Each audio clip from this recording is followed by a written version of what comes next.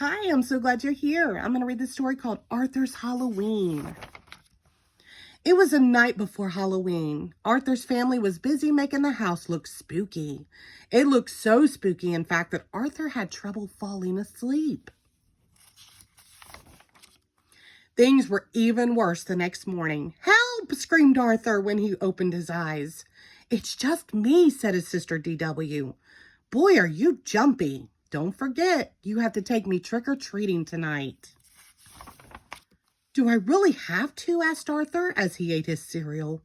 "You really do," said his mother. "And I want to go to every house," said DW. Arthur groaned.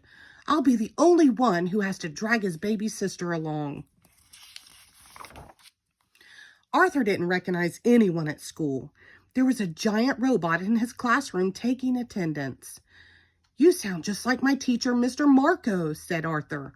"I am your teacher," said the robot. The only one Arthur recognized was the brain. He was wrapped in aluminum foil.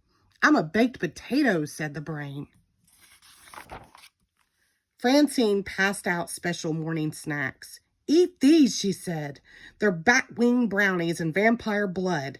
Everyone ate them but Arthur. Then they all put on blindfolds. Buster passed around bowls he said were filled with human eyeballs, hearts, and brains. Arthur turned pale. When it was his turn, he wouldn't even touch them. "What a scaredy cat," said Francine. "Chicken," said Muffy. "They're only peeled grapes, jello, and cold spaghetti." When it came time to go trick-or-treating, Buster knew which houses to skip. "Don't go there," he said. They only give apples." "Gross," said Francine. "And don't go to the big house on the corner," said Buster. "That's the witch's house. My brother saw someone go in there last Halloween, and he never came out." Arthur tried not to look afraid. Arthur and his sister had trouble keeping up with the others. First, DW got her tail caught. Then her bag broke. "You're such a pain in the neck," said Arthur. DW must be short for dimwit. But DW didn't answer. Arthur turned around just in time to see her disappear into the witch's house. Arthur's hands turned ice cold and his heart began to race. He walked up to the spooky old house. The front door was open just a crack. Slowly, Arthur went inside. "Look!" cried Buster. "Arthur just went into the witch's house." "She'll probably put Arthur and DW into her oven, just like Hansel and Gretel," said Sue Ellen.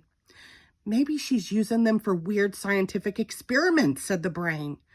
"I bet she locked them in the cellar to starve," said Buster. "Maybe we should follow him," said Francine. "Maybe we should call the police," said Muffy.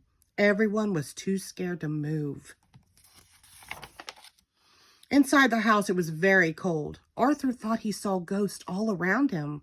He walked down a long, dark hall. At the end, he saw a light under a door. He heard voices. One was his sister's. "Oh, there you are," said the witch. "We were waiting for you. I came to get my sister. We have to go." "I hear my mother calling us," said Arthur. "I don't hear anything," said DW. "My name is Mrs. Tibble. I hope you won't leave without some cider and donuts first." "They're chocolate. Your favorite," said DW. "I've waited all night for trick-or-treaters, but you're the only ones, said Mrs. Tibble. "Years ago, our doorbell never stopped ringing. Maybe it's broken like the windows," said DW.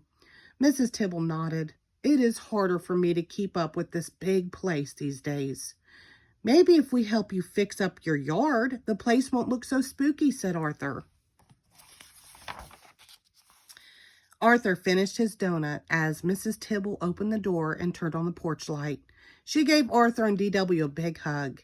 "See you Saturday to rake leaves," said Arthur.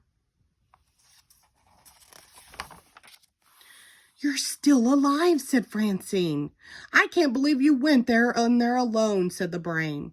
"You're so brave," said Sue Ellen. "What's in the bag?" asked Buster.